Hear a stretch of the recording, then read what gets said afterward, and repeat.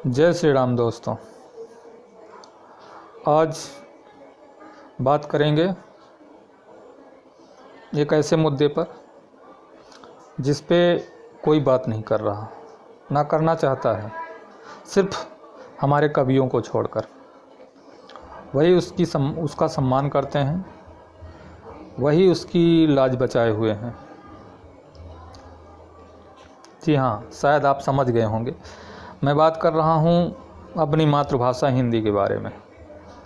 ना उस पर कोई बड़ा नेता बात करता है, ना सरकारें बात करती हैं, ना कोई इंडस्ट्री से बात करता है। जबकि फिल्में बनेंगी तो हिंदी में बनेंगी, यूट्यूब पे वीडियो बनेंगे, बड़े बड़े यूट्यूबर भी बनाते हैं तो हिंदी में बनाते हैं, क्योंकि उनको अगर मिलियन में व्यू चाहिए तो ज़्यादातर हमारे भारत में हिंदी बोलते हैं लोग,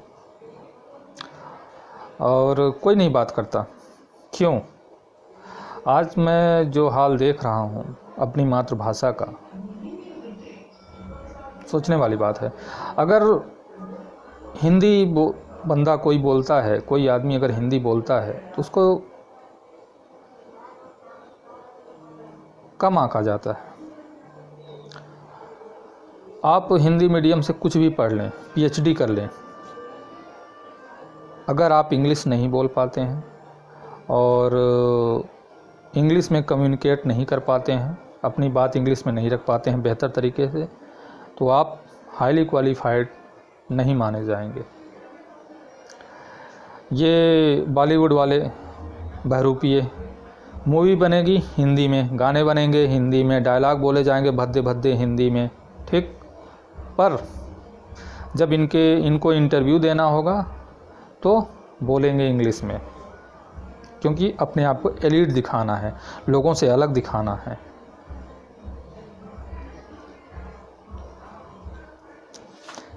कैसे धीरे धीरे हिंदी ख़त्म हो रही है, उसका दम घोटा जा रहा है हमारी मातृभाषा का, और अपनी जगह छोड़ रही है और उसकी जगह इंग्लिश ले रही है। उन राज्यों में भी जहाँ हिंदी भाषी लोग ज़्यादा हैं, वहाँ पे भी इंग्लिश बोलने की, इंग्लिश कॉन्वेंट स्कूल में पढ़ने की और बचपन से इंग्लिश में एक्सपर्ट होने की होड़ लगी हुई है। वो चाहे माँ बाप के बीच में हो, चाहे किसी के बीच में हो। इसके लिए जिम्मेदार कौन है? सवाल यहाँ पे यही आता है कि इसके लिए जिम्मेदार कौन है। मैं समझता हूँ इसके लिए सिर्फ सरकार जिम्मेदार नहीं है, इसके लिए कहीं ना कहीं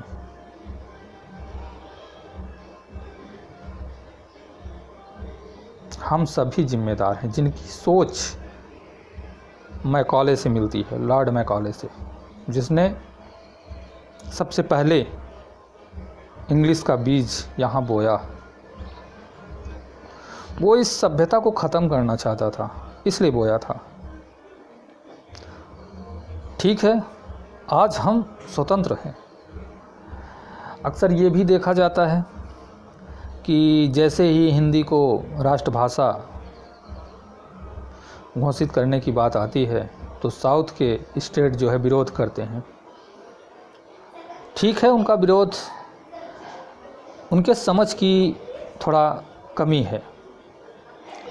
हिंदी राष्ट्रभाषा होने का मतलब ये नहीं है कि तमिल का महत्व ख़त्म हो रहा है। आप अपने स्टेट में आज भी क्या है, आपके ऊपर हिंदी थोपी नहीं जा रही है, ठीक है, आपके ऊपर हिंदी थोपी नहीं जा रही, लेकिन किसी देश की एक भाषा तो ज़रूर होती है ना, जिसके अंडर में कई भाषाएं आ सकती हैं।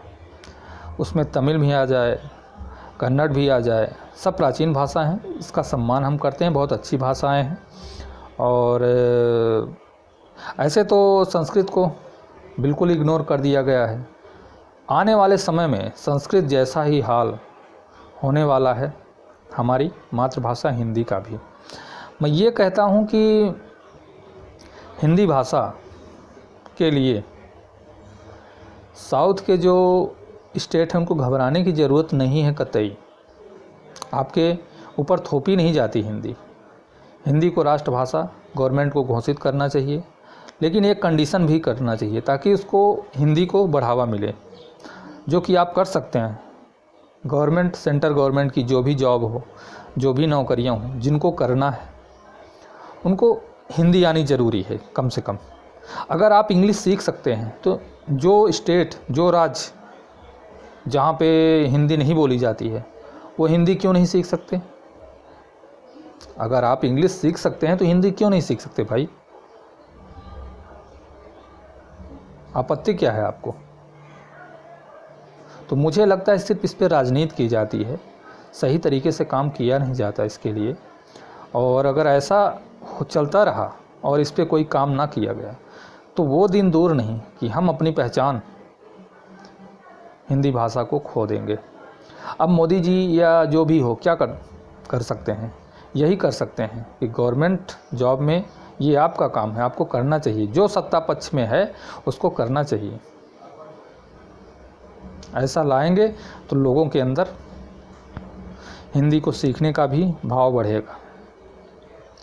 आप बाहर जाके हिंदी को प्रमोट करेंगे ठीक, लेकिन अगर आपकी भाषा, मातृभाषा अपने देश में ही हेय के दृष्टि से देखी जाएगी, जो हिंदी बोलता है उसके प्रति सम्मान नहीं रहेगा, तो बाहर वाले कैसे सम्मान देंगे आपकी भाषा को? मुझे नहीं लगता कि देंगे।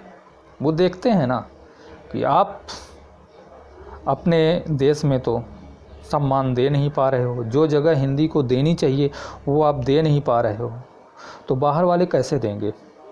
हर देश की अपनी भाषा है, जर्मनी की जर्मन है, फ्रांस की फ्रेंच है, चाइना की मंडेरिन है और रसिया की रसियन है, पर हमारे देश की क्यों नहीं है?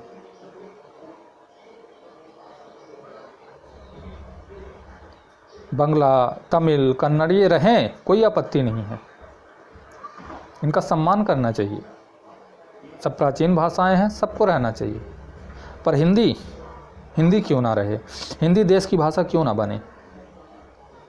इसमें किसी को क्या आपत्ति है? जब तक आप एक बेहतर कदम नहीं उठाएंगे, एक कड़ा कदम नहीं उठाएंगे हिंदी को लेके, तब तक हिंदी के लिए लोगों के अंदर,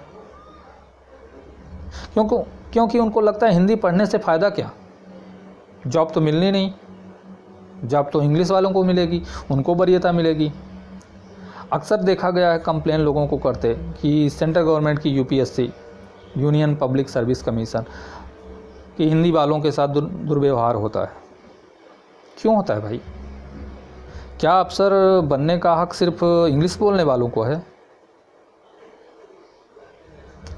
इसका मतलब कहीं ना कहीं सत्ता में बैठे लोग की सोच भी इंग्लिश के प्रति है। तो प्लीज़ इसको बदलें और अपनी मातृभाषा का सम्मान करें। प्रधानमंत्री जी बोलते हैं लोकल पर गर्व करना होगा, तो अपनी मातृभाषा हिंदी भी तो लोकल ही हुई ना।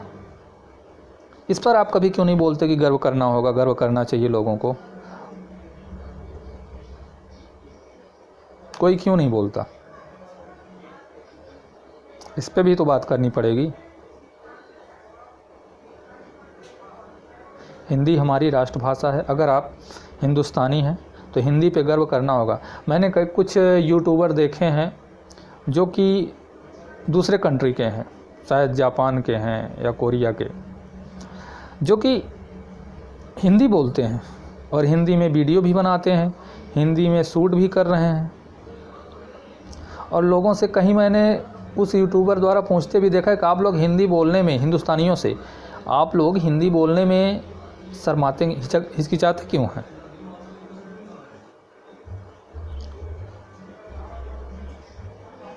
एक 130 करोड़ की आबादी है। मैं देख रहा हूँ जाने कितने यूट्यूबर दूसरे देश के हैं, लेकिन टारगेट करते हैं इंडिया की ऑडियंस को। क्यों? क्योंकि 130 करोड़ की आबादी है। अगर हम चाह लें तो हिंदी को भी महत्व दिला सकते हैं, अपनी मातृभाषा पर गर्व कर सकते हैं। ये हमारे ऊपर है। चलिए ठीक है, गवर्नमेंट करे अपना काम, लेकिन हम क्या कर सकते हैं? हम अपनी मातृभाषा पे गर्व कर सकते हैं। अपने बच्चों को, आने वाली पीढ़ी को सिखा सकते हैं ये हमारी मातृभाषा है, पहले इसको सीखना है, उसके बाद इंग्लिश को सीखना है। इंग्लिश तुम्हारी अन्य दुनिया के अन्य देशों में बसे लोगों से बात करने का, संवाद करने का एक जरिया हो सकती है। पर तुम्हारी मातृभाषा हिंदी है। अगर आप ऐसा नहीं करेंगे तो वो दिन दूर नहीं कि हम अपनी मातृभाषा को खो देंगे। और अंत में मेरी सरकार से अपील है कि प्लीज़, जैसे आपने देश के लिए इतना कुछ किया, तो हिंदी भाषा के लिए, हमारी मातृभाषा के लिए भी कुछ करें। कुछ ऐसे कड़े नियम लाएं ताकि लोगों के अंदर